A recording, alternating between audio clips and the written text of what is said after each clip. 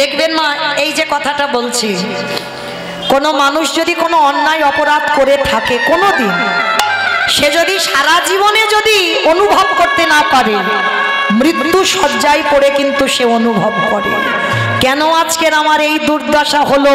নিশ্চয়ই আমি কোনো না কোনো দিন এমন একটা কর্ম করে রেখেছিলাম যার জন্য আজকের আমার জীবনে এতটা কষ্ট। দেবব্রত স্বরের উপরে শয়ন করে কৃষ্ণকে বলছে, কৃষ্ণ আমি সরসজ্জায় পড়ে 100 জনমের কথা ভাবলাম, আমি তো অন্যায় করিনি, কিন্তু কৃষ্ণ কোন অপরাধের জন্য আমার এই দুর্দশা? কি অন্যায় করেছিলাম, কি অপরাধ করেছিলাম? কথাটা শোনার সঙ্গে সঙ্গে ভগবান বলছে, পিতামহ 100 জনম যখন গেছো আর একটু আগিয়ে যাও, তাহলে তুমি বুঝতে পেরে যাবে।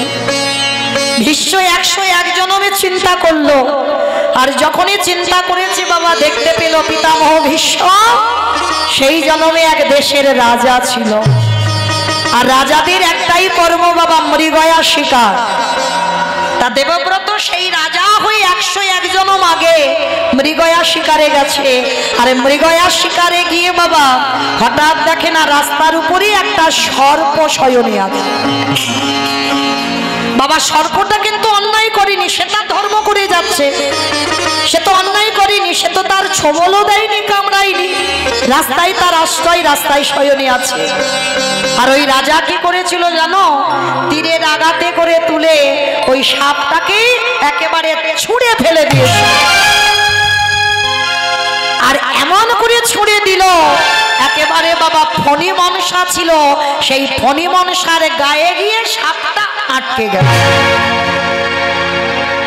যারা দেখেছেন মা ফণি মনসা কত কাঁটা গায়ে, যখন সাপটা আটকে গেল প্রত্যেকটা সাপের গায়ে ওই ফণি মনসার কাঁটাগুলো ঢুকেছে, রক্ত ঝরে ঝরে পড়ছে। সর্পটা কেঁদে কেঁদে বলল, প্রভু আমি তো কোনো অন্যায় করিনি, আমি তো কোনো অধর্ম করিনি, বিনা অপরাধে আমাকে এইভাবে শাস্তি। আর মা সাপটা কাঁটাতে পড়েছে, হরি বল, সাপটা কাঁটাতে পড়েছে মানে কি সঙ্গে সঙ্গে মৃত্যু হবে? সাপের গায়ে থেকে রক্তগুলো পড়ছে, তখনই ওই সর্প কেঁদে কেঁদে বলেছিল, শোনো রাজন, একদিনে যদি আমি ভগবত সেবা করে থাকি, একদিনে যদি আমি আমার ভগবানকে ডেকে থাকি, আমি তোমায় অভিশাপ দিলাম, আমার মতো করে তোমারও একদিন এইভাবে সর্ব অঙ্গ থেকে রক্ত ঝরবে। আজ আমার অঙ্গে যেমন কাঁটা বিধি আছে, এই রকম করে তোমার অঙ্গে একদিন না একদিন কাঁটা বিধে থাকবে, থাকবে, থাকবে। যেই না স্মরণ করেছে বাবা পিতামহ ভীষ্ম চমকে উঠেছে। কৃষ্ণ হেসে বলল, কি ব্যাপার, মনে পড়েছে? পঞ্চ পাণ্ডব এসেছে, দাদুর এত কষ্ট হচ্ছে, আর ভীষ্মর তো ইচ্ছা মৃত্যু বাবা, বারবার দাদুকে বলছে, দাদু তুমি এবার মরে যাও, তোমার এই কষ্ট আমি আর দেখতে পাচ্ছি না, তুমি এবার মরে যাও। দেখবেন মা আমাদের ঘরেও যদি কেউ কষ্ট পায়, হয়তো অসুস্থ হয়ে বিছানা সজ্জা হয়েছে, ডাক্তার হয়তো বলে দিয়েছে একে রুগীকে নিয়ে চলে যাও, বেশি দিন আর থাকবে না। যখন রুগীটা খুব কষ্ট পায়, পায়খানা প্রস্রাব করে বিছানায়, আমরা আত্মীয় পরিজনরা ভগবানের কাছে বলি না, ঠাকুর এবার মানুষটাকে তুলে নাও।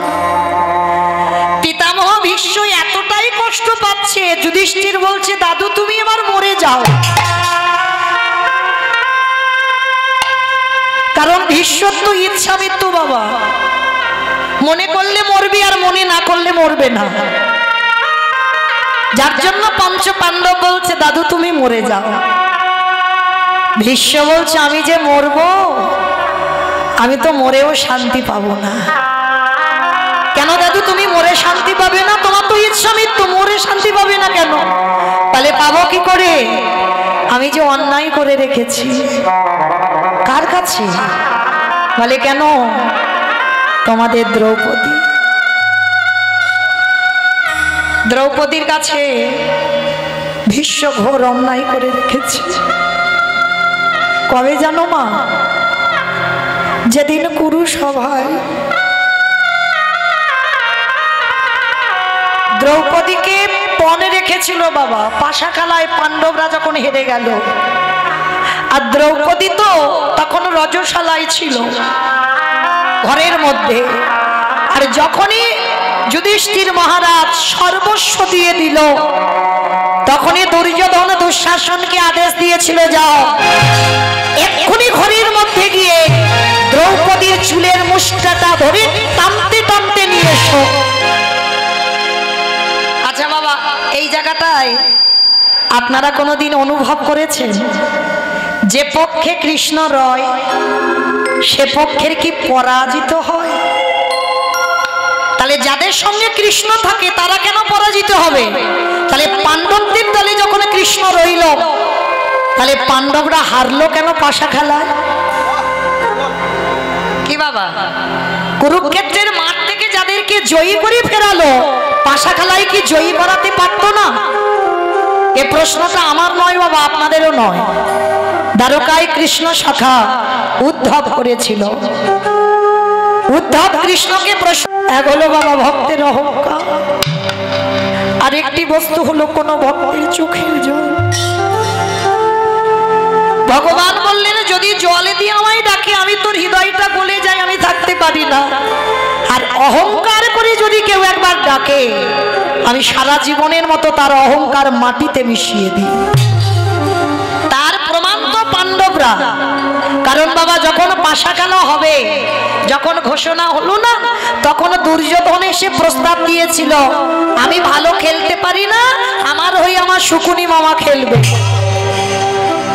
আর সেই জায়গাতে দাঁড়িয়ে যুধিষ্ঠির অহংকার করে বলেছিল, দুর্যোধন তুমি খেলতে পারো না, তাই তোমার মামা খেলবে, কিন্তু আমি তো খেলতে পারি, আমার কারোর প্রয়োজন লাগবে না।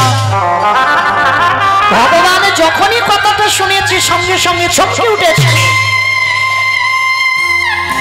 ভগবান দাঁড়িয়ে দাঁড়িয়ে চোখে এলো জল। যুধিষ্ঠির, একবার তো তুমি বলতে পারতে, দুর্যোধন তোমার হয়ে যখন শকুনি মামা খেলবে, আমার হয়ে আমার বাসুদেব কৃষ্ণ খেলবে। তুমি যদি একবার বলতে, তাহলে কি আজকে তোমাদের এই দুর্দশা হতো? তাহলে তোমার অহংকারের জন্য, এমনকি যুধিষ্ঠির বলছে আমার বাসুদেব কৃষ্ণ এখানে থাকবে না, এত বড় অহংকারের কথা। আমার কৃষ্ণ দয়াময় বলছে, ঠিক আছে যুধিষ্ঠির দাদা, আমি এর আশেপাশেই থাকবো না, আমি এখান থেকে বেরিয়ে যাচ্ছি, তোমরাই খেলো, যেহেতু তোমরা খেলতে জানো। আর দুর্যোধন খেলতে জানে না, ওর হয়ে ওর মামাই খেলে। ভগবান তো অভিমান করে চলে গেল, যার জন্য যুধিষ্ঠির জায়গা জমি ঘর বাড়ি টাকা পয়সা সোনা দানা সব দিয়ে দিল, শেষে 4 ভাইকে বাজিয়ে দিল, শেষে নিজেও বাজি রেখে দিল। আর যখন কিছু ছিল না, শেষ সম্বল ছিল দ্রৌপদী, দ্রৌপদীকেও বাজি রাখলো। যখনই দ্রৌপদীকে বাজি রাখলো, এটাই তো চেয়েছিল দুর্যোধন। দুঃশাসন ঘরে গিয়ে দ্রৌপদীর চুলের মুষ্টিটা ধরে টেনে আনলো কুরুসভায়। আর কুরুসভায় একটা নারীকে দাঁড় করিয়ে সবার প্রথমে তার বক্ষের কাপড়টাকে ধরেছিল। মনে রেখো বাবা, অত বড় মহাভারতের যুদ্ধটা হলো শুধু কিন্তু একটা নারীর অপমানের বদলা নেবার জন্য। এই নারী শুধু ভোগের নয় বাবা, নারী ভজনের, নারী সাধনা, নারী আরাধনা। যে যেমন ভাবে চালনা করে, কেউ যদি মনে করে নারী ভোগে, তার কাছে ভোগে, কিন্তু নারী সাধনা, নারী ভজনে। দ্রৌপদী সভার মাঝখানে দাঁড় করিয়েছে। রথী মহারথীরা পঞ্চ পাণ্ডব, দাদু ভীষ্ম, দ্রোণাচার্য সব দাঁড়িয়ে আছে। দ্রৌপদী প্রথমে করজোর করে দাদু ভীষ্মের কাছে গেল। দাদু, তুমি কিছু তো বলো, কারণ আমাদের এই বংশে তুমি সবথেকে বয়স জ্যেষ্ঠ। তুমি যদি একবার বলো যে আমাদের বাড়ির কুলবধূ দ্রৌপদী, এটা অন্যায়, এটা পাপ, এটা অধর্ম, কিছু তো বলো দাদু। দ্রৌপদী কাঁদছে। দাদু ভীষ্ম মাথাটা নিচু করে কাঁদছে, কিন্তু কিছু বলতে পারছে না। কারণ বলবে কি করে বাবা, পাণ্ডবরা তো হেরে গেছে, বলার তো কিছু জায়গা নেই। তারপরে গুরুদেব দ্রোণাচার্যের কাছে গিয়েছে। গুরুদেব, আপনি তো কিছু বলেন। একটা নারীর যদি সম্মান চলে যায়, সমাজে আর নারী বলবে না, আপনি কিছু বলেন। দ্রোণাচার্য মাথা নিচু করে কাঁদছে। এইবার পাঁচটা বীরেদের মতো স্বামী দাঁড়িয়ে আছে। দ্রৌপদী করজোর করে ধুলাই পড়ে বলছে, স্বামী, আমি তো তোমাদের পাঁচজনের স্ত্রী, কেউ তো অন্তত আগে আসো আমার সম্মান রক্ষা করবার জন্য। পঞ্চপাণ্ডব মাথা নিচু করে নিল। কিন্তু মা, এখানে কি দ্রৌপদীর ভুল হয়নি বাবা? যাকে ডাকলে প্রথমবারই কাজ হবে, তাকে কি একবারও মা দ্রৌপদী ডেকেছে? কোনদিন দুঃশাসন দ্রৌপদীর বক্ষের কাপড় ধরতে পারত না যদি প্রথমবারেই আমার কৃষ্ণ সখাকে স্মরণ করত। করলো না। স্বামীদের কাছে সাহায্য চাইলো, করতে পারলো না। দাদুর কাছে সাহায্য চাইলো, সাহায্য করলো না। গুরুদেবের কাছে চাইলো, গুরুদেব কিছু করতে পারলো না। এটাই বাস্তবে হয় বাবা। মহাভারত মানে তো সমাজ শিক্ষা, এটা বাস্তবে হয় না? দেখবেন আপনার জীবনে যদি কোনো দুঃখ, কষ্ট, অভাব, অনটন, শোক, দুঃখ লেগে যায়, সবার প্রথমে দেখবেন আত্মীয়, পরিজন, বন্ধু বান্ধব সবার কাছে বলে বেড়ালেন। আর কেউ যখন তোমার সাহায্য করতে পারলো না, সব শেষেই ভগবানের চরণ দুখানা দড়িয়ে ধরে। এটাই দ্রৌপদী প্রমাণ করলো, সমাজকে শিক্ষা দিল। দ্রৌপদীকে যখন কেউ সাহায্য করলো না, তখন দ্রৌপদী কেঁদে বলে উঠলো, ও তার মানে তোমরা শুধু আমাকে দেখবে আমি অপমানিত হব? বেশ, তাহলে এতক্ষণ আমি যাকে ডাকিনি, আমারই ভুল, আমারই অন্যায়, এইবার আমি একবার তাকে ডেকে দেখি। সে যদি মনে করি আমি সবার মাঝখানে বিভক্ত হব, তো তাহলে তার ইচ্ছাতে তাই হবে। দ্রৌপদী একটা কাপড় বক্ষে ধরে আছে, এক হাত দিয়ে লাগিয়ে দিল, হে ব্রজেন্দ্র নন্দন কৃষ্ণ দাদা। ভগবান আসছে না। হে দ্বারকাধিপতি কৃষ্ণ দাদা, আসছে না। হে গোলকপতি কৃষ্ণ দাদা। এতবার করে দ্রৌপদী ডাকছে কুরুসভায়, আমার ভগবান আসছে না। দ্রৌপদী রেগে গিয়ে বলে উঠলেন, ও তার মানে তুমিও চাইছো একটা নারীর সম্মান চলে যায়? বেশ, তাই হোক। এইবার দেখি তুমি কি করে দাঁড়িয়ে থাকতে পারো। তুমি যখন চাও আমি বিভক্ত হই, তাই হবে। এইবার কাপড়টা ছেড়ে দিয়ে একবার লাগিয়ে দিল, হে রামপতি দেখা দাও, হে কালপতি দেখা দাও, হে প্রাণপতি দেখা দাও, হে প্রাণপতি দেখা দাও। যেই না বললাম প্রাণপতি দেখা দাও, ভগবান আঙুল থেকে কাপড়টা খুলছে। এতটুকু ভগবানের যদি ভেবে থাকো, ভগবান তোমার জন্য ভাববে। কাপড়টা খুলে দ্রৌপদীর কাপড় যেখানে শেষ, কারণ ওই কাপড়টা তো কৃষ্ণের আঙুলে আমার দ্রৌপদী বেঁধে দিয়েছিল। সেই বাবা যেদিন শিশুপাল বধ হয়েছিল, ওদিকে আর যাবো না বাবা, অনেকটা হয়ে যাবে সময়। বলবো আবার যদি কোনোদিন ডাকা হয় এখানে রাখি। এইবার সেই আঙুল থেকে কাপড়টা খুলে দ্রৌপদীর কাপড়ে জুড়ে দিল।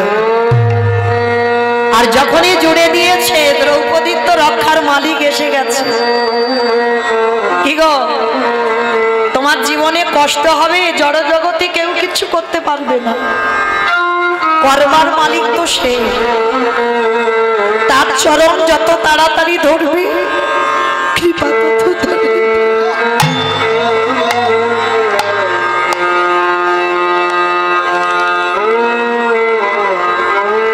এইবার যেই না দ্রৌপদী দেখছে কৃষ্ণ দাঁড়িয়ে কাপড় দিচ্ছে, দ্রৌপদী জিজ্ঞাসা করল, সখা তুমি আসতে এত দেরি করলে কেন গো? ভগবান চোখের জলটা মুছে বলে, সখী আমি দেরি করিনি, তুমি আমায় ডাকতে দেরি করেছো। আমি তো সবার দরজায় দাঁড়িয়ে আছি, শুধু ডাকার অপেক্ষা। যে জন একবার কায় মনোবাক্যে নয়ন জলে একবার কৃষ্ণ তোমার গোলাম বলে ডাকে, আমি পৃথিবীর যেখানে থাকি না কেন, আমি তৎক্ষণাৎ তার হৃদয় ঘরে প্রবেশ করি।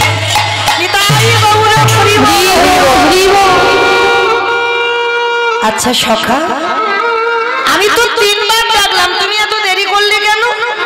বলে আচ্ছা সখী, তুমি 3 বার কি কি বলেছো বলো? বলে কেন? আমি প্রথমে বলেছি ব্রজেন্দ্র নন্দন কৃষ্ণ দেখা দাও।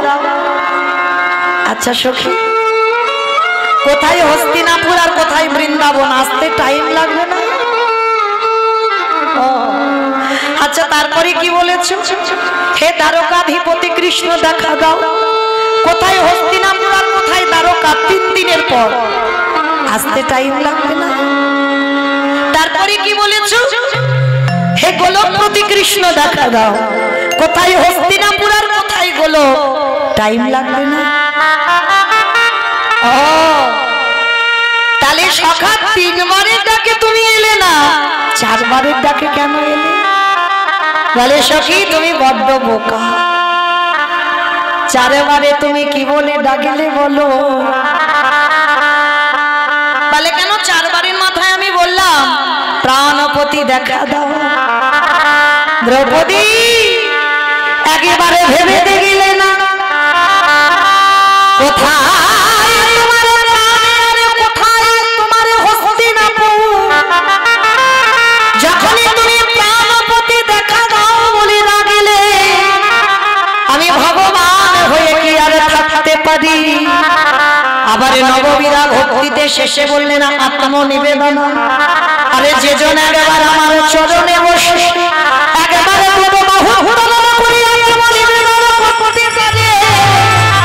আমি ভগবান হই, আমি পৃথিবীর যেখানে থাকি না কেন, আমি ভক্তের জাগাই, আমি প্রভু যে জন আমার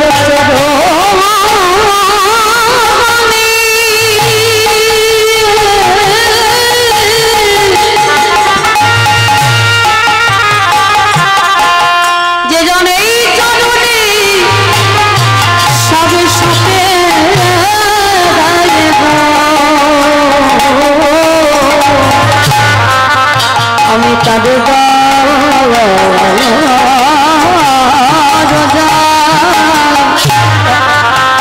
দয়াল হয়ে ছুটে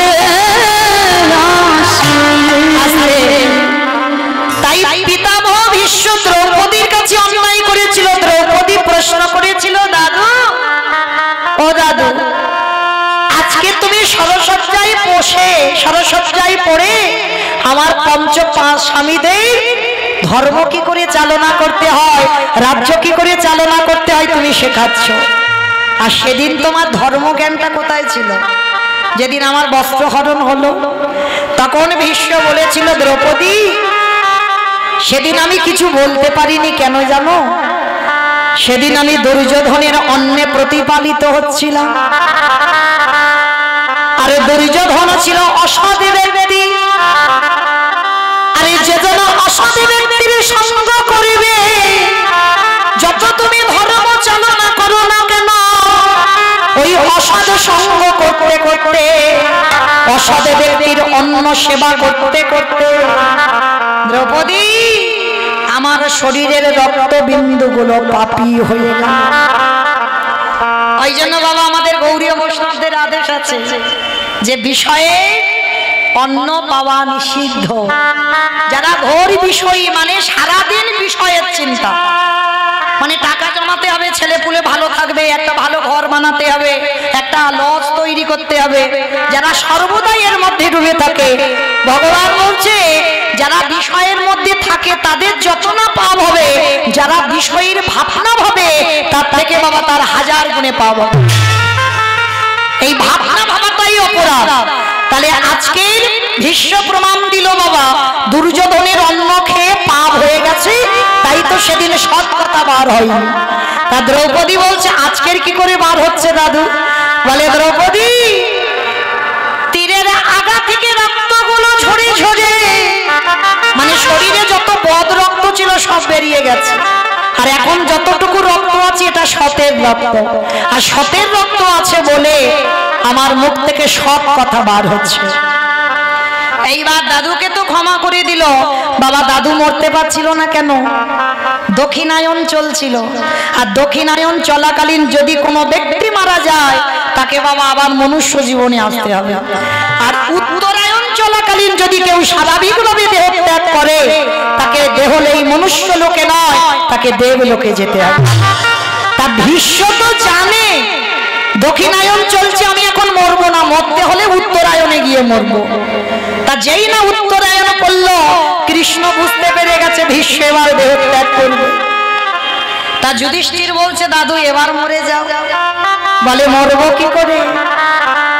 যারে আসবার কথা ছিল সে তো এখনো এলো না। বাবা শেখে ওই যে বাঁকা করে বাঁকা হাতে কালো শশী বলেছিল ভীষ্মের মৃত্যুর সময় আমি সরসজ্জার পাশে দাঁড়াবো। ভগবান দাঁড়ায় আছে, ভীষ্ম সরসজ্জায় পড়ে মাথাটা তুলে দেখলো কৃষ্ণ দয়াময় আছে। কিরে বাইরে কেন? দরজা খোলা, ভিতরে আয়। কারণ ভীষ্ম তো যেমন তেমন ব্যক্তি নন। তা যেই না কৃষ্ণ এসে দাঁড়িয়েছে, কৃষ্ণ এসে প্রথমবারই প্রশ্ন, ভীষ্ম আমি জানি তুমি এবার চলে যাবে, বলো তুমি আমার কোন রূপ দেখতে চাও? তুমি তো দেহত্যাগ করবে, তুমি আমার বৃন্দাবনের কৃষ্ণ রূপে দেখবে, না মথুরার কৃষ্ণ রূপে দেখবে, না দ্বারকার কৃষ্ণ রূপে দেখবে? বলো কোন রূপে তুমি দেখতে চাও? ভীষ্ম কেঁদে বলল কৃষ্ণ দয়াময়, একান্ত যদি তুমি আমার রূপে দেখাতে চাও, বৃন্দাবনের কৃষ্ণ রূপে দেখতে চাই না, আমি মথুরার কৃষ্ণ রূপে দেখতে চাই না, আমি দ্বারকার কৃষ্ণ রূপে দেখতে চাই না। ও মা, সবাই তোমার বৃন্দাবনের রূপটা দেখে, গোপবেশরে বেনুক সারে নব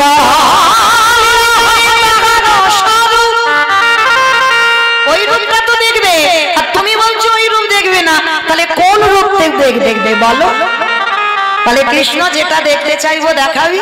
কেন দেখাবো না দাদু? আমি কথা দিয়েছি তোমায় যাবার সময় আমি রূপ দেখাবো। ঠিক আছে, তাহলে একবারে দেখা কৃষ্ণ।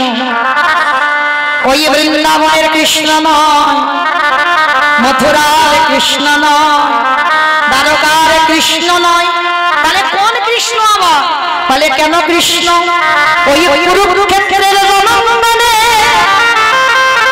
ওই যে অর্জুনের সারথি হয়ে তুই যে ঘোড়ার লাগাম সামনে ধরে রইলি, অর্জুনের মাথায় ছাতা রইল কিন্তু তোর মাথায় ছাতা রইল না। অর্জুন বসে আছে উপরে, তুই দাঁড়িয়ে আছিস নিচে।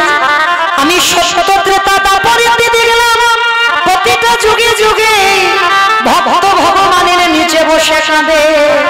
আর কুরুক্ষেত্রের রণাঙ্গনে আমারে দেখে কি মনে হলো জানি? তুই যেন অর্জুনের রাতের সারথি হয়ে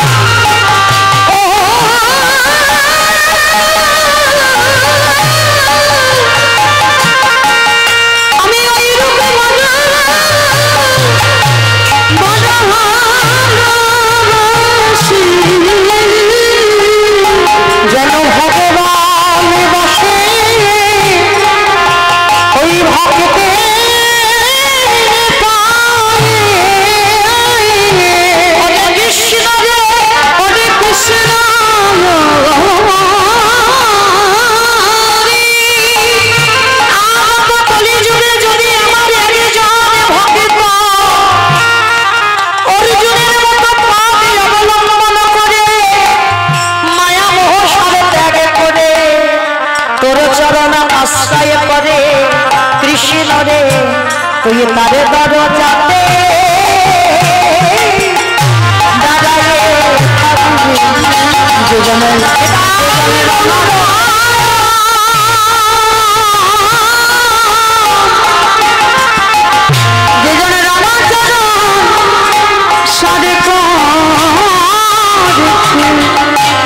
তুই তার দরজা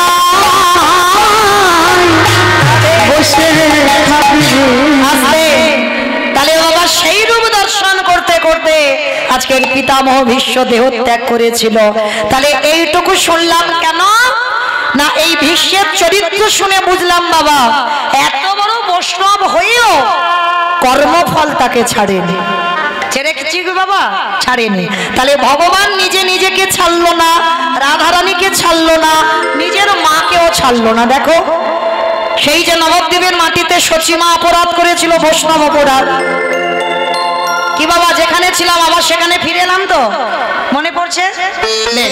নিতাই চাঁদ বলছে ভাই কি অন্যায় করেছিল মা? বলে কেন দাদা তোমার মনে নেই? মা যে অন্যায়টা করেছিল কার কাছে জানো? ত্রিলোকের যিনি সব থেকে বড় বৈষ্ণব। বাবা ত্রিলোকের বড় বৈষ্ণব কে? পরম বৈষ্ণব বাবা ভোলানাথ। হরি বল। আর ওই ভোলানাথের সেবা কিন্তু আমার কৃষ্ণ করে। যেমন আমরা কৃষ্ণ পূজা করি আর কৃষ্ণ পূজা করে ভোলানাথে। তবে মা তৈরি হয়ে দেখো একদিন না একদিন এই ভগবত পথে সবাইকে আসতে হবে।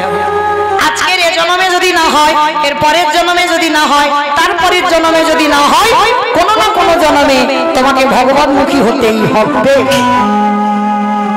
এর কোনো ভুল নেই হবে। তার প্রসাদ ভোজি মায়াবতী আর দ্বিজ ঘোষ মাধুকরী করে স্বামী স্ত্রী দুই লোকে খুব আনন্দের সংসার, দুই লোকে প্রসাদ পায়।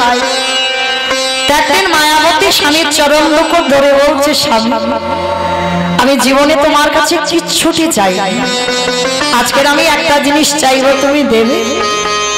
যেই না বলেছে দেবে সঙ্গে সঙ্গে দ্বিজ ঘোষ পুরুষ মানুষ তো হেসে বললো সে কি গো মায়া, এত বছর সংসার করছি আমরা, কোনদিন তো তুমি আমার কাছে এরকম বলোনি। বেশ বেশ বলো তুমি কি চাও? স্বামী আমার জন্য নয়, তোমার জন্য নয়। সে কি তুমি আর আমি ছাড়া তো আমার সংসারে কেউ নেই, তাহলে চাইবে কার জন্য?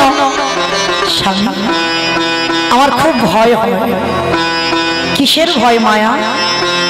আচ্ছা স্বামী আজকে আমি আছি আমার প্রভুর সেবা হচ্ছে,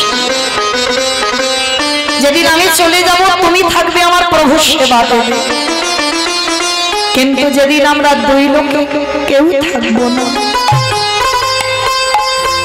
সেদিন আমার প্রভুকে সেবা দেবে কে?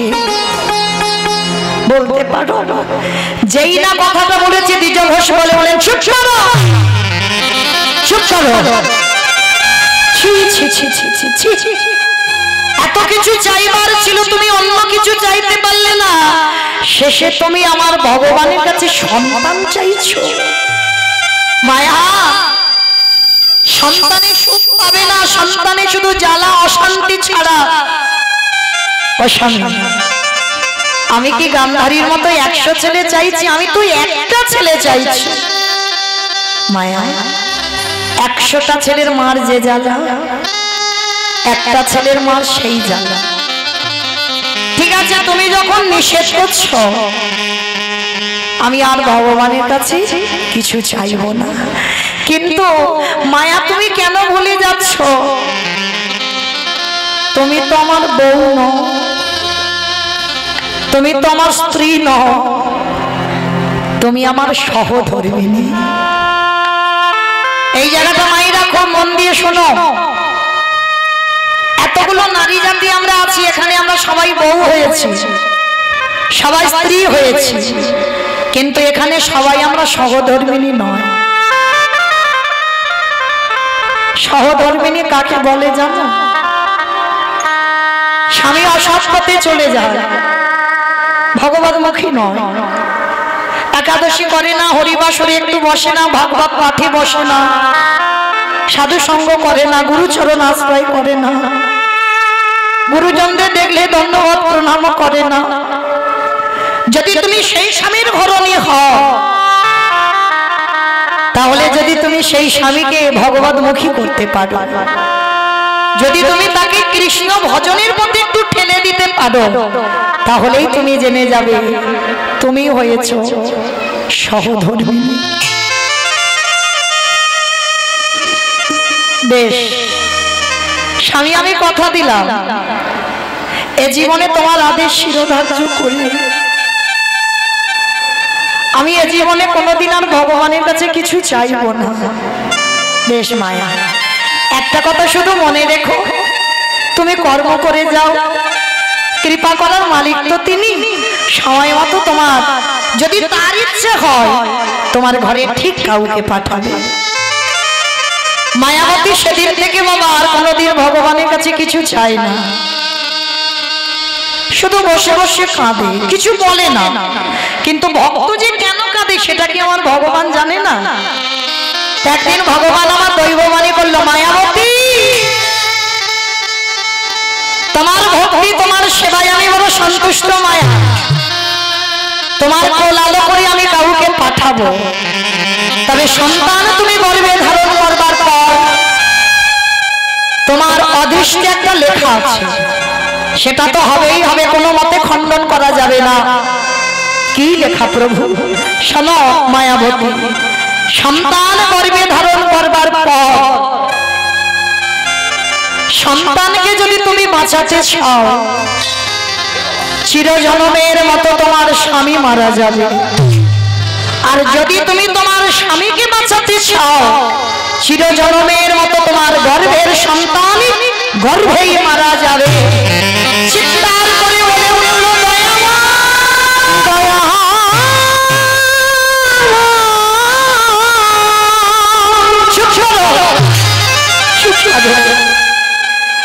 সন্তান চেয়েছি আমার জন্য নয়, আমি তোমার সেবার জন্য। আর তোমার সেবার জন্য সারা জীবন আমাকে বৈধব্য জ্বালা পেতে হবে। মায়া, এটা তুমি জন্ম থেকে নিয়ে এসেছো, তোমার কপালে লেখা আছে, কোনো মতেই তুমি খণ্ডন করতে পারবে না। কিন্তু আমি তোমাকে বললাম, তোমার ভক্তিতে বলো তুমি কাকে চাও। সন্তানকে যদি চাও, সন্তানকে দেব। আর যদি স্বামীকে চাও, আমি স্বামীকে দেব। কিন্তু দুজনের মধ্যে একজনকে চাইতে হবে। বলো তুমি কাকে চাও। বাবা, একটা নারী জীবনে কত বড় কঠিন পরীক্ষা। মায়েরা বলেন তো, আমি আপনাদের প্রশ্ন করি, স্বামীকে বেশি ভালোবাসেন না সন্তানকে বেশি ভালোবাসেন? ভেবে বলবেন। কিন্তু এখানে আমরা কেউ ওই স্বামী ভাসুর শ্বশুর এখানে কেউ বসে নেই, আমরা সবাই কৃষ্ণ দাস। আর কৃষ্ণ দাসের মতো কথাটা বলবেন, কাকে বেশি ভালোবাসেন? সন্তান? সবাই সন্তান? কেউ কেউ বলছে আবার স্বামী, আবার কেউ কেউ বলছে দুজন। এই দুজন বলা মানে তো যাতে দুজনে চটে না যায়, তাই না? দুজনের মন ডাকছে, কিন্তু না, এখানে এতগুলো নারী আছে বাবা, এই কঠিন পরীক্ষাটা মুখে দাঁড়াতে হয়। একদিকে স্বামী, একদিকে সন্তান। কিন্তু অনেকে বলছে স্বামী ভালোবাসি, কিন্তু অনেকে বলতে পারছে না। কেন জানো বাবা? তার স্বামী কিন্তু তার দিকে তাকিয়ে আছে যে আমার বউটা কি বলে দেখি। যদি একবার বলে আমি ছেলে ভালোবাসি, কালকে থেকে মৌমিতার কীর্তন শোনার ব্যবস্থা হয়ে যাবে।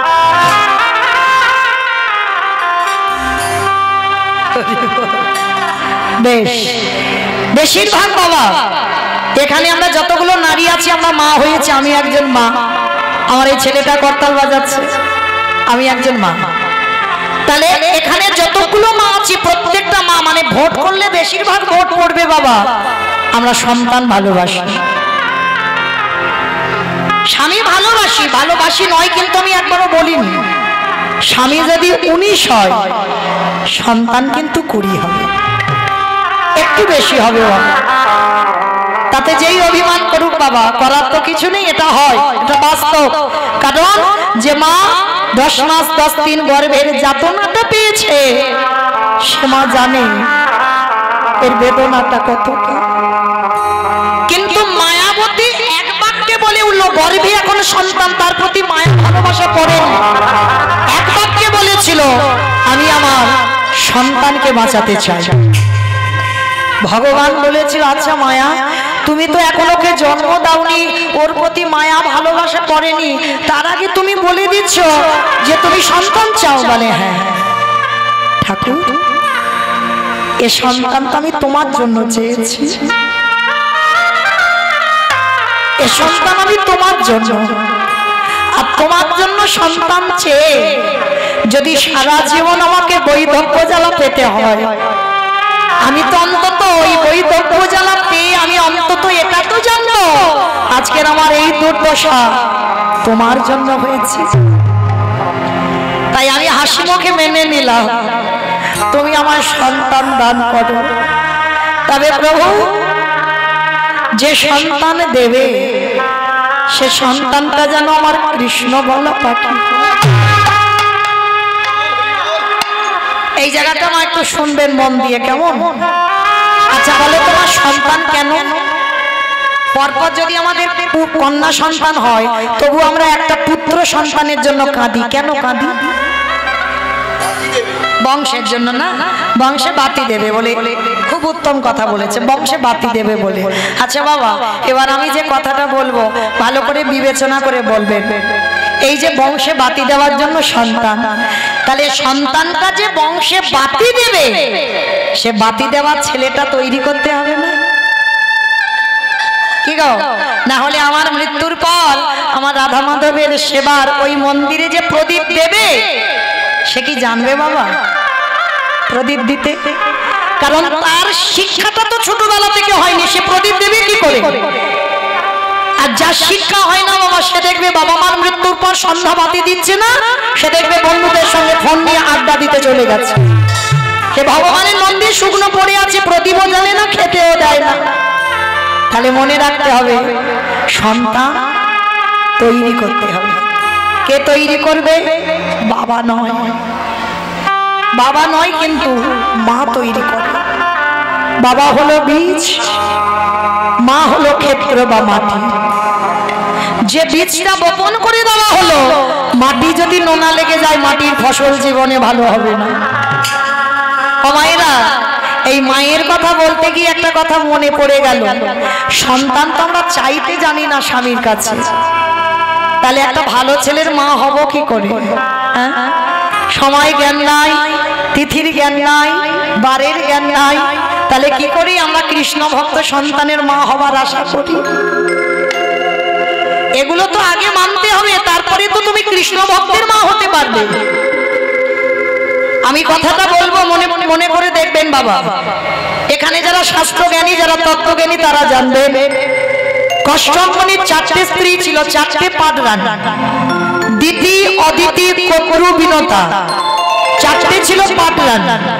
আর 4টে পাটরানীকে রেখে এই কশ্যপ মুনি 12 বছর তপস্যায় চলে গিয়েছিল। আর 12 বছর যখন তপস্যায় গেল, 4টে রানী বাবা ঘরে বসে বসে কেঁদেছিল। কেন কেঁদেছিল জানো না? দেখবে মা, একটা নারীর যদি সব সুখ হয়, যদি একটা সুখ না থাকে, সে সারা জীবন কাঁদে। বলো তোমার সেটা কি? সন্তান। তা 4 জন বসে বসে কাঁদছে, আর কশ্যপ মুনি তপস্যায় বসে বাবা, আর তপস্যায় ভালো করে মন বসছে না। তা 12 বছর পরে ফিরে এসে ডাকছে, বড় রানী, মেজ রানী, সেজ রানী, ছোট রানী, এদিকে এসো। কি হয়েছে তোমাদের? তোমরা 4 জনে বসে বসে কাঁদছো, আর ওদিকে আমার তপস্যা করতে পারছি না, তপস্যা ভঙ্গ হয়ে যাচ্ছে। তার 4টে রানী এসে বলছে, স্বামী, আমরা 4 জনে তোমার কাছে সন্তানের জননী হতে চাই। কশ্যপ মুনি হেসে বলল, দেখো আমি তো যোগী পুরুষ, আমি কারোর ঔরসজাত সন্তান দিতে পারবো না। মানে আপনাদের আমাদের যেমন সন্তান হয় তেমন সন্তান দিতে পারবে না। আর এরা এমনই যোগী পুরুষ ছিল, এরা যদি স্পর্শ করে পরশই সন্তানের জননী হবে। কশ্যপ মুনি 4 জনকে বলছে, যাও তোমরা 4 জনে মা হবে, যাও তোমরা 4 জনে স্নান করে এসো, গঙ্গা স্নান করে এসো, আর আমার কাছে চেলে তোমরা যেমন যেমন ছেলে চাইবে আমি তোমাদের তেমন তেমন ছেলে দেব। তার চারজন রানী স্নান করে এসেছে। প্রথম বড় রানী এসেছে অদিতি। অদিতিকে ডেকে বলছে, অদিতি বলো তুমি কেমন ছেলে চাও? অদিতি স্বামীর কাছে গিয়ে বলছে, স্বামী সন্তান যদি আমার গর্ভে দিতে হয় এমনই সন্তান দাও যার জন্য যেন আমার জগৎ জোড়ার নাম ডাক হয়। কশ্যপ মুনি মাথায় হাত দিয়ে বর দিল, তথাস্তু তাই হবে। তোমার গর্ভে যারা আসবে তারা হবে স্বর্গের এক একটা দেবতা। দেবতাদের মায়ের নাম হলো অদিতি। হরি বল। এইবার মেজরানীকে রেখেছে, ও মেজরানী এদিকে এসো, বলো তুমি কেমন ছেলে চাও? আর দেখবেন মা এক নারী আর এক নারীকেই হিংসে করে। একটা পুরুষ কিন্তু করে না, কিন্তু একটা নারী যত একটা নারীকে হিংসে করে। তা বড় রানী বাবা দিতিকে যেই না দেখেছে দিতি রেগে গিয়ে বলছে, আমি আর কি চাইবো বলো? ভালো ভালো তো বড় দিদিকে দিয়ে দিলে, আমার ভাগে আর কিচ্ছু আছে? আরে বাবা তুমি অত রেগে যাচ্ছ কেন? আমি তো বলেছি যে যেমন যেমন ছেলে চাইবে তেমন তেমনই দেব। তা তুমি বলে তো দেখো তোমার কেমন ছেলে লাগবে। ঠিক আছে তাহলে দিতে যদি হয় আমার এমন ছেলে দাও যেন বড়দিদির থেকে আমার ছেলেরা যেন দ্বিগুণ শক্তিশালী হয়। বাবা ভালো করে লক্ষ্য করুন, এক নারীর হিংসায় কোথায় যাচ্ছে সব। আমার এমন ছেলে দাও যেন বড়দিদির ছেলে থেকে আমার ছেলেরা শক্তিশালী। কশ্যপ মুনি মাথায় হাত দিয়ে আশীর্বাদ দিল, তথাস্তু তাই হবে। তোমার গর্ভে যারা আসবে তারা সবাই হবে স্বর্গে এক একটা অসুর। মনে রেখো বাবা, বাবা একটা, মার গন্ডগোলে ছেলে তৈরি হচ্ছে, বাবার গন্ডগোল নয়। তাহলে দেখো বাবার কাছে যেমন চেয়েছে তেমন তো দিচ্ছে। তাহলে দুটো মা দুরকম সন্তান চাইলো। এইবার 3 নম্বরের রানীটা সে তো রেগে রণচণ্ডী হয়ে গেল। হরি বল। তৃতীয় রানীকে ডাকছে কশ্যপ মুনি, সেজ রানী, ও সেজ রানী এদিকে এসো, বলো তুমি কেমন ছেলে চাও? সে তো আগে থেকে রেগে রেডি হয়ে আছে, আমি আর কি চাইবো বলো? মাথাটা তো বড় দিদি আর মেজ দিদি নিয়ে নিল, আমার বাকি আর কিছু আছে? আরে বাবা তুমি অত যদি রেগে যাও তা আমার কাছে সন্তান চাইবে কি করে? আমি তো কথা দিয়েছি যে যেমন চাইবে আমি তাকে তেমন মনের আশা পূর্ণ করব। বলো তুমি কেমন ছেলে চাও? তার 3 নম্বরের রানীটা কদ্রু। তা কদ্রু মা রেগে গিয়ে বলছে, ঠিক আছে তাহলে সন্তান যদি দিতে হয় বড় দিদির মতো ছেলে লাগবে না, মেজ দিদির মতো ছেলে লাগবে না, তাহলে আমার গর্ভে এমনই ছেলে দেবে যাদেরকে দেখে শুধু বড় দিদির ছেলে নয়, মেজ দিদির ছেলে নয়, গোটা পৃথিবীর মানুষ যেন ভয়ে থরথর করে কাঁপে। আমার স্বামী বর দেবে কি, সে আগে থেকে লাফিয়ে উঠবে। হ্যাঁ গো গিন্নি, তুমি বড় দিদির হিংসায় মেজ দিদির হিংসায় এমন ছেলে চাইছো যে তোমার ছেলেকে দেখে সবাই ভয় পাবে। বলে হ্যাঁ আমার ওই রকম ছেলে লাগবে। করার কিচ্ছু নেই, বলেছে যে যেমন চাইবে তাকে তেমন দেবে। আশীর্বাদ দিল, তোমার গর্ভে যারা আসবে তারা হবে সবাই এক একটা বিষধর সাপ। যত রকমের পৃথিবীতে সাপ আছে সাপেদের মা হলো কদ্রু মা। তাহলে দেখো 3টে রানীর 3 রকম সন্তান চাইলো, বাবা কিন্তু একটা, বাবা আলাদা নয়। এই যে মহালয়ের সময় বাবা দেবতা অসুরদের যুদ্ধ হয় না, ওরা কিন্তু অন্য কেউ নয়, সব ভাই ভাই, মাগুলো আলাদা কিন্তু বাবা একটা। হরি বল। তাহলে 3টে রানী হয়ে গেল। আর ছোট রানীটা কি জানো নাম বললাম? বিনতা। সবার পিছনে দাঁড়িয়ে আছে। আর বিনতার পূর্ণ নাম বলে ডাকতো না, বিনতাটা খুব আদরের ছিল কশ্যপ মুনি। আর যাদের একটু বড় বড় নাম হয় ছোট করে নামটা বলে, বলে না? যেমন আমার নাম মৌমিতা, আমার আদর করে আমার মা ডাক দেয়, মৌ বলে। এই যে ছোট করে নামটা ঠিক এই রকম। তাহলে বাবা অনেক অনেক প্রিয় মানুষের কাছে এই মৌ বলে ডাকে, ছোট করে নামটা। তা বিনতাকে বিনতা বলে না, স্বামী আদর করে বিনু বলে ডাকে। তা বিনতার পিছনে দাঁড়িয়ে দাঁড়িয়ে কেঁদেই যাচ্ছে। লক্ষ্য করেন মা, নারী সব, কিন্তু তাদের স্বভাব, তাদের ব্যবহার, তাদের চলাফেরা, চরিত্র তথা। এদের তিনজনের চরিত্র দেখো আর বিনতার চরিত্র দেখো। তা কশ্যপমুনি ডাক দিয়েছে, অবিনা বিনু এদিকে এসো। কি গো ওই রকম দূরে দাঁড়িয়ে দাঁড়িয়ে কাঁদছো কেন? ও বুঝেছি, বড় দিদি নিয়ে নিল, মেজ দিদি নিয়ে নিল, শেষ দিদি নিয়ে নিল, আর তোমার বেলায় কিছু নেই, ওই জন্য কাঁদছো না? ওই জন্য আমি কাঁদিনি। তাহলে ঠিক আছে, বলো, সবাই তো চেয়ে নিল, এবার তুমি কেমন ছিলে? বিনতা সবার প্রথম স্বামীর চরণে প্রণাম করে, কি গো চাওয়া তো শিখে না, সন্তান চাইবে কি করে? স্বামীর চরণ ধুলা শিরোধার্য করে আঁচলটা পেতে দিয়ে বলল, স্বামী গো, আমি বড় দিদির মতো সন্তান চাই না, আমি আমার মেজ দিদির মতো সন্তান চাই না, আমার শেষ দিদির মতো সন্তান চাই না, তোমার চরণে আমার নিবেদন, তুমি যদি আমাকে সন্তানে দিতেই চাও, বেশি নয়, তুমি আমার গর্ভে একটাই সন্তান দাও, কিন্তু তুমি একেবারে আমার মাথায় হাত দিয়ে পড়ে দাও, যে একটা সন্তান আমার গর্ভে আসবে, সে সন্তানে যেন কৃষ্ণ কৃষ্ণ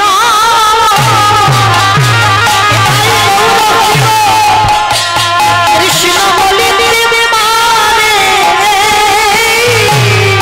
আমি অন্য সন্তান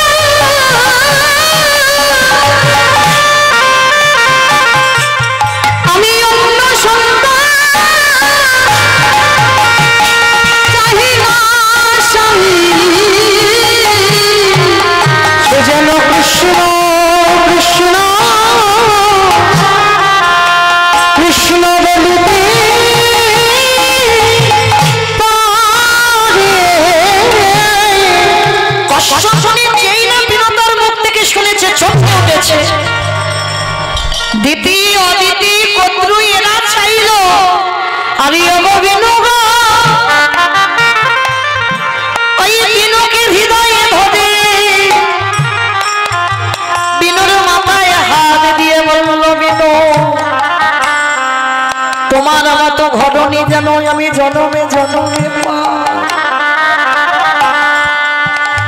যদি আমার মনুষ্য লোকে আসি, আমি যেন তোমার মতো সহধর্মিণী রূপে তোমাকে পাই।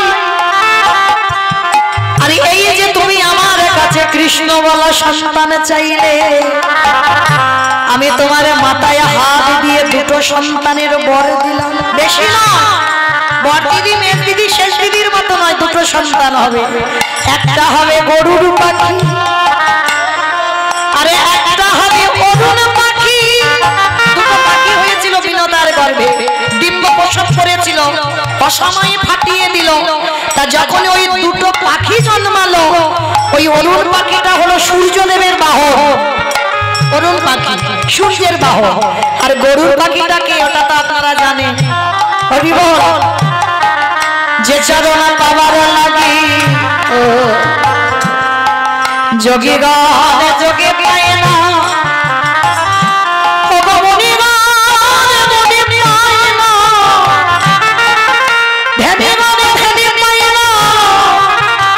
সেই গরুর পাখি নারায়ণকে কাঁধে নিয়ে চড়ে বেড়ায়।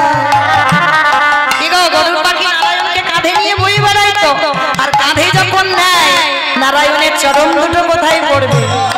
আরে তো চরণ রামা চরণ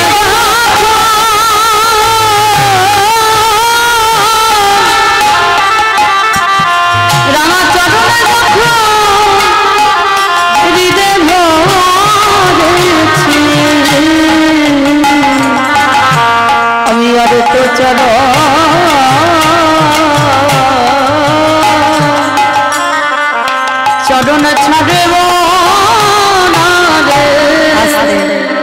তাহলে ভাইরা এইটুকু শুনে আমরা কি বুঝলাম? নারী সবাই, কিন্তু তফাৎ আছে।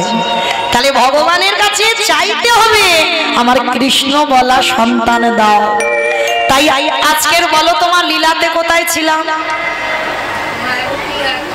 বেশ বেশ, এটাই হলো তত্ত্বমা। যেখানে যাই না কেন ঘুরে ফিরে আবার আসতে হবে যেখান থেকে গিয়েছিলাম।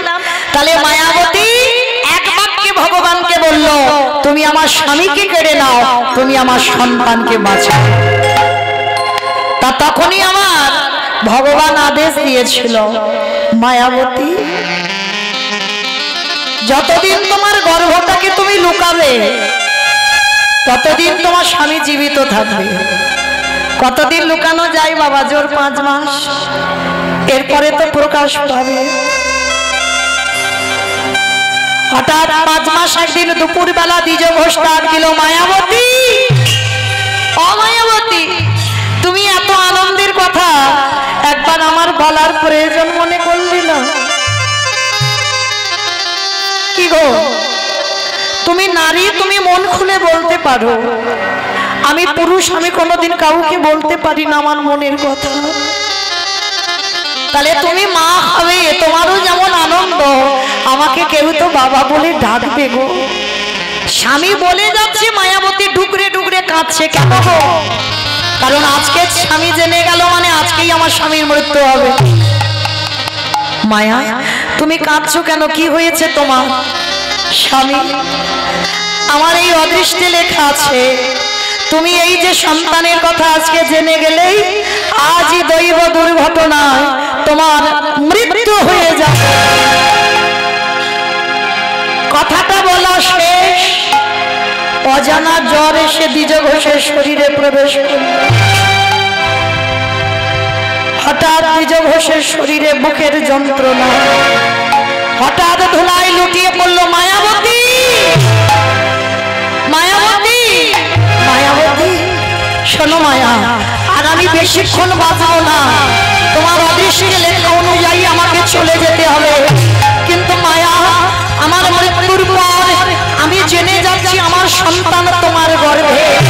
তুমি কথা দাও, আমার মৃত্যুর পর এই সমাজ তোমাকে বলবে বিচারী, এই সমাজ তোমাকে বলবে কলঙ্কিনী।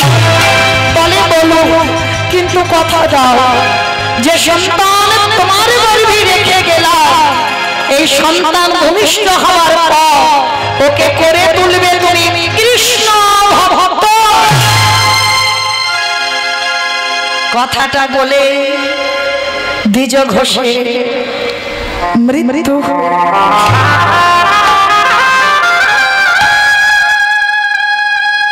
বাবা, সন্তান ভালোবাসি বলে এই নয় যে আমরা স্বামী ভালোবাসি। যতদিন মাথায় ছাতা থাকে ততদিন কিছু অনুভব হয় না। আর যেদিন তোমার মাথা থেকে ছাতাটা চলে যাবে, কিছু না করলেও যদি ঘরের কোণেও বসে থাকে এটাও অনেক,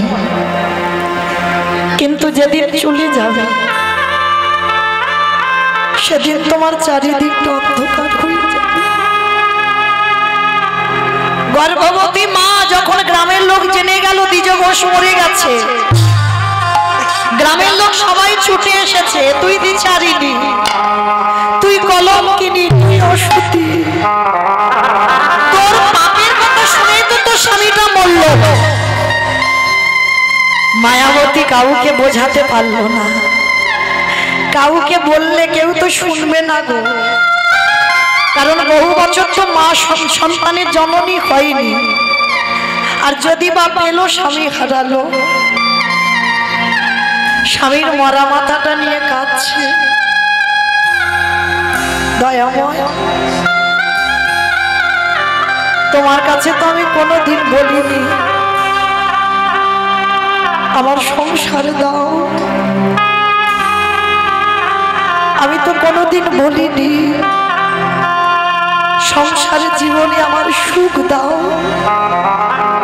তাহলে দিয়ে যদি তুমি সব কেড়ে নেবে, কে বলেছিল তোমায় এমন সন্তানে দিতে? ওগো দয়াময়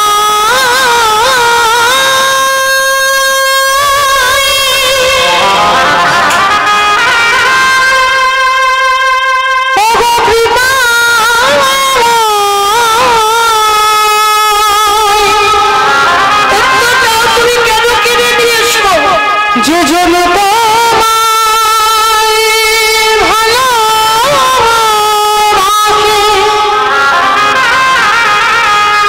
তারে কি এমনি করে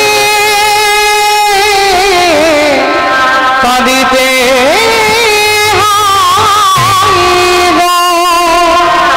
কি অপরাধ করেছিলাম, কি দোষ করেছিলাম তোমার ছেলে? ফিরিয়ে দাও আমার স্বামীকে, ফিরিয়ে দাও। কেন কেড়ে নিয়েছো আমার কাছ থেকে? নয়নে জলে বুক ভাসিয়ে কাঁদছে আমি সুখের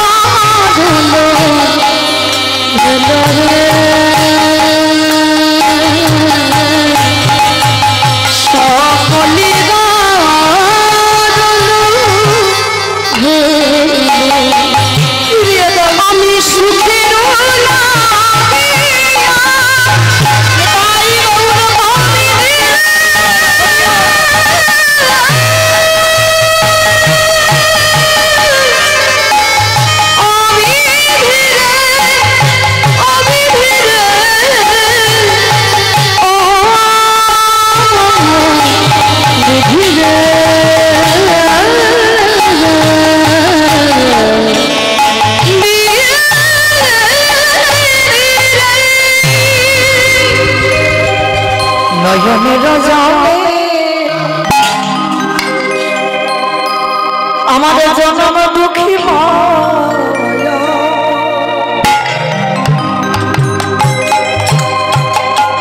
কাঁদিয়া গেল রে মায়া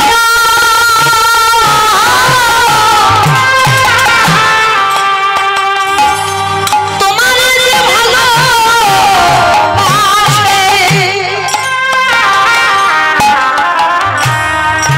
কে জনমে জনম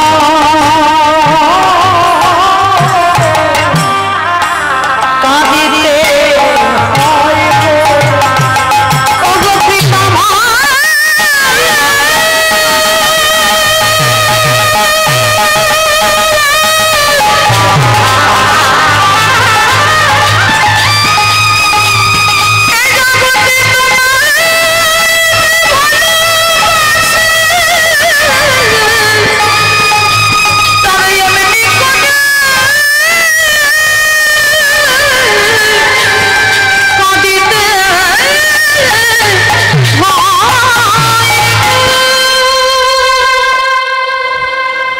যে করে আমারা সে তারে করি সর্বনাশ নয় বাবা আমরা বলি ভুল শুনি ভুল যে করে আমারা ভগবান ভক্তের সর্বনাশ করে জীবনে করবে না সর্বনাশ সব নাশ করে বানানের দিকে লক্ষ্য করতে হবে যে করে আমারা তারে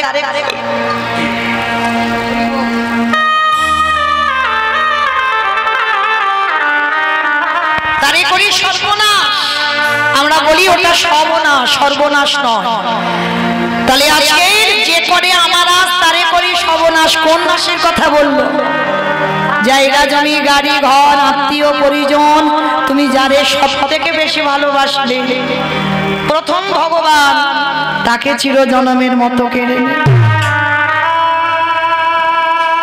তোমার আহ্বান কাউকে রাখবে না গোবিন্দ চরণ আঁকড়ে বসে থাকো সবকিছু হারিয়ে বসে আছো কাঙালিনী হয়ে তোমার আপন বলতে কেউ নেই তারপরে যদি তুমি তার চরণ আছো তারপরে ভগবান বললেন আমি হয়ে যাই সেই দাসের দাস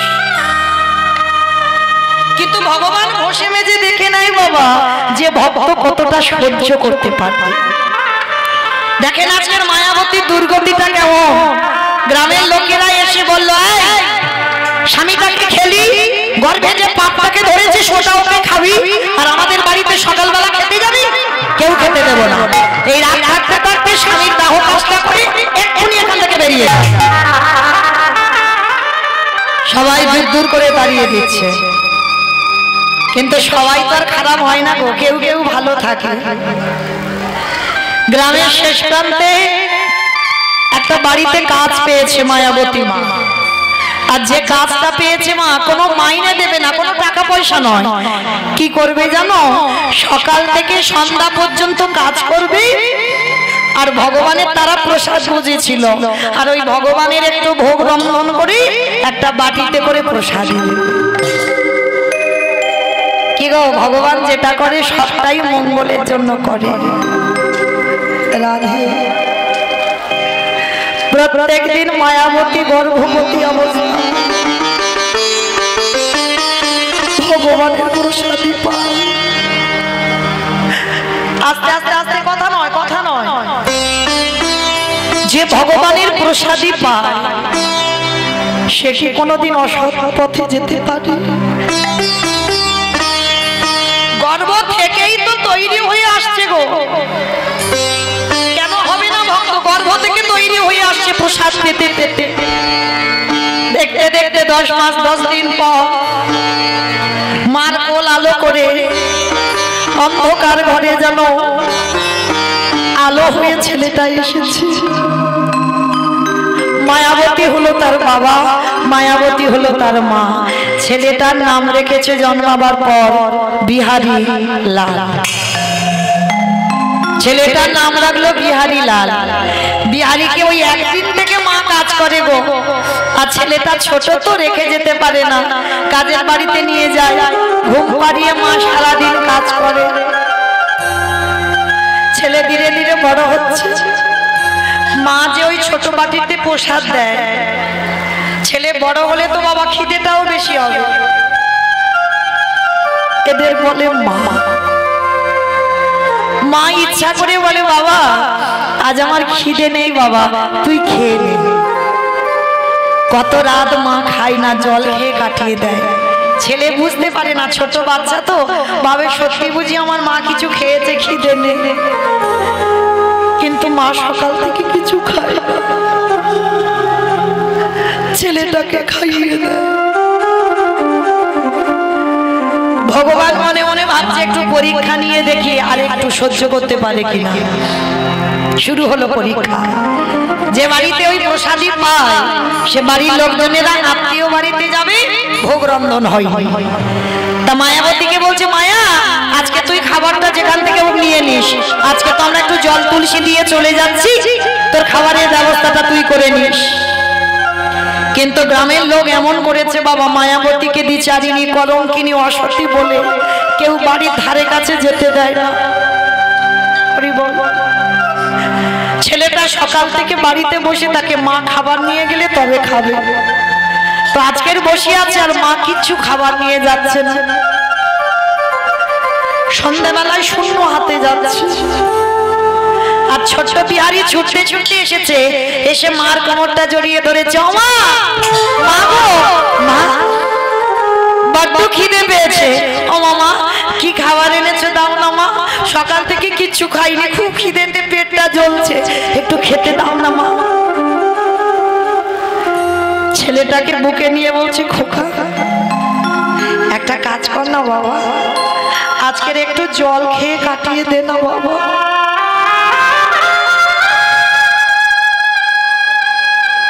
ও মা, সকাল থেকে তো শুধু জল খাচ্ছি,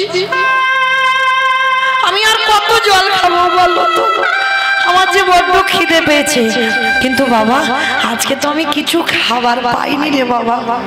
আয় আমার কোলের কাছে আয়, আমি তোর একটু মাথায় হাত বুলিয়ে দিই, তুই ঘুমিয়ে পড়। তা মা কি করেছে, মা তো বাচ্চালো প্রেম। দেখবে যে ছেলের ঘুম হয় না, মার কাছে ছেলে বড় হয় না, কোনো দিন বড় হয় না। যে ছেলের ঘুম হয় না, মা কোলের কাছে নিয়ে যদি একবার মাথায় হাত বুলিয়ে দেয়, ছেলে মার কোলের কাছে ঘুমিয়ে পড়ে। আর মা হাত বুলাতে বুলাতে ছেলে ঘুমিয়ে পড়েছে। মা মনে মনে ভাবছে, আমি আছি বলে আমার ছেলেটার এত কষ্ট, আমি যদি চলে যাই ওর জীবন থেকে তাহলে ওর কষ্ট হবে না। কারণ যে সন্তানের বাবা মা কেউ থাকে না, অনাথ বলে তো অনেকে খেতে দেয়, তাহলে ওর বাবা নেই, আমি আছি বলে কেউ খেতে দিচ্ছে না। আমি একটা কাজ করি, ওই গঙ্গার জলে আমি আজকে ঝাঁপ দিয়ে আত্মহত্যা করব। আর আমি যদি মরে যাই, কালকে থেকে আমার ছেলেটা তো খেতে পাবে।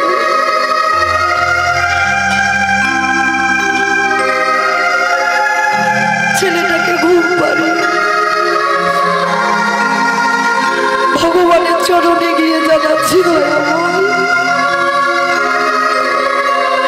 ছোটবেলা থেকে তোমায় ভালোবেসেছি,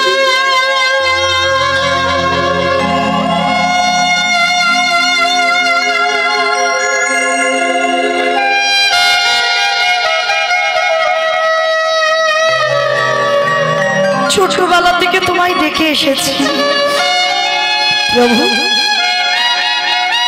আমার ছেলেটাকে আমি রেখে যাচ্ছি, তুমি দেখো আমার ছেলেটা যেন শেষ সময় অন্তত তোমার কৃপা পায়।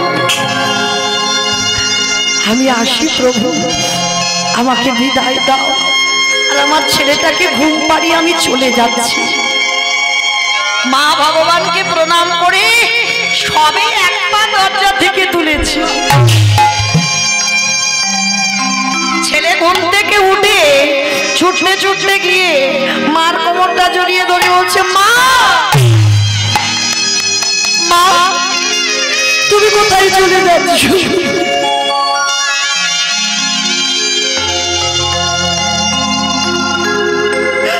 আমি কোনোদিন তোমার কাছে খেতে চাইব না,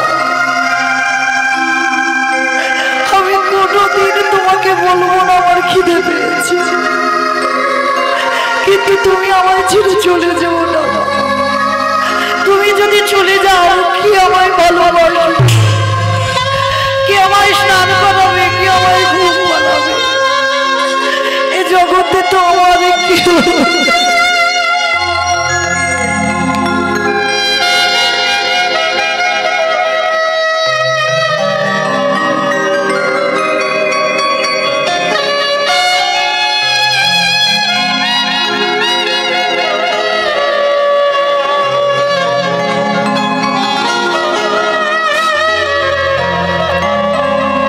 ছেলেটা যেই না কোমরটা জড়িয়ে ধরেছে,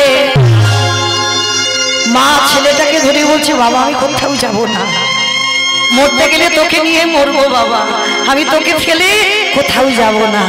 ও মামা আমি কথা দিচ্ছি আমি জীবনে আর খেতে চাইবো না, আমি জীবনে বলবো না আমার খিদে পেয়েছে খেতে দাও, কিন্তু তুমি আমায় ফেলে চলে যেও না। এদের বলে মা। এই মা রাতটা যদি শ্মশানে পোতা থাকে না, শ্মশান থেকে বলবে আমার বাচ্চার যেন ভালো।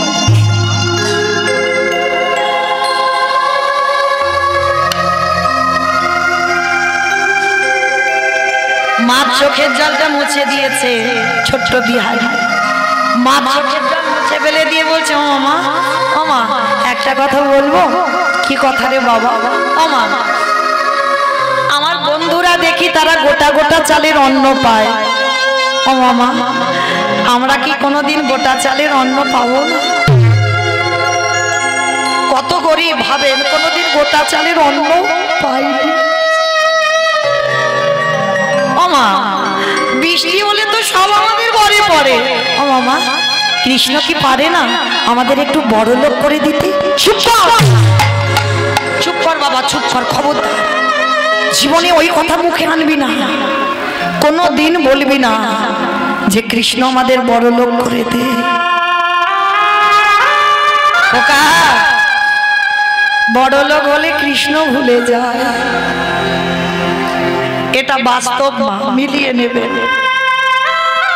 যত তালা বাড়ে তত জ্বালা বাড়ে, যত কাঙাল থাকবে, যত কম রোজগার করবে, আমার ভগবানকে তত ভালোবাসতে যাবে।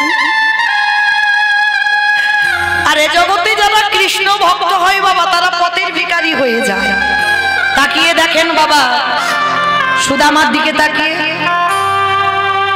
ভগবানের বন্ধু তো, তার কি দুর্দশা হলো, স্ত্রীর পরনে একটা কাপড় ভালো করে জুটিয়ে দিতে পারে না। মহাভারতে বিদুরের দিকে তাকিয়ে দেখেন, ভুরি ভুরি প্রমাণের লিস্ট আছে বাবা, সব কৃষ্ণ ভক্ত, সব পথের ভিখারি হয়েছে। তাকিয়ে দেখেন জমিদার লালাবাবুর দিকে, এককালীন জমিদার ছিল, কিন্তু সেই জমিদার লালার একটা কথাই চৈতন্য হয়ে গেল, বাবুজি বেলা যে যা বাসনায় আগুন দেবে না বাবুজি। বাসনা মানে কি বাবা? কলা গাছের ওই যে ছালকে বলে কলার বাসনা। এখন যেমন সার্ফ সাবান উঠেছে, অনেক অনেক কোম্পানি, দামি দামি কোম্পানি জামা কাপড় কাচবার জন্য, তখনকার দিনে ধোপার মেয়েরা কলার বাসনা পুড়িয়ে ছাই করে তাতে জামা কাপড় ভিজিয়ে রাখত, সকালবেলা কাচলে সাদা ধবধবে হয়ে যেত। তাই সেই ধোপার মেয়ে তার বাবাকে বলছে, বাবুজি বেলা যে যায় বাসনায় আগুন দেবে না।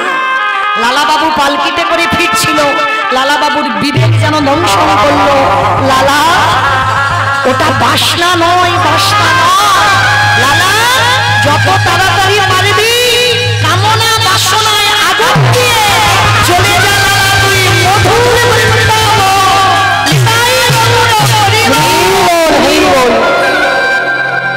বিষয়ে বৈভব সব ত্যাগ কর, আর সব ত্যাগ করে তুই কৃষ্ণ পাবার জন্য ছুটে যা বৃন্দাবন। তাকিয়ে দেখেন নরোত্তমের দিকে, তাকিয়ে বড় লোক নয়, জমিদারের ছেলে, তার কি পরিণতি হলো? সবকিছু ত্যাগ করে দিয়ে বৃন্দাবন যাত্রা করলো। তাকিয়ে দেখেন ষোড় গোস্বামীর মধ্যে রঘুনাথ দাস গোস্বামী, জমিদারের ছেলে হলো, কৃষ্ণ ভুলবার জন্য বাবা বিয়ে দিল রত্নাবতীর সঙ্গে, কিন্তু সেই রত্নাবতীকে বাসর সজ্জায় ফেলে রেখে রঘুনাথ দাস চলে গেল বৃন্দাবন।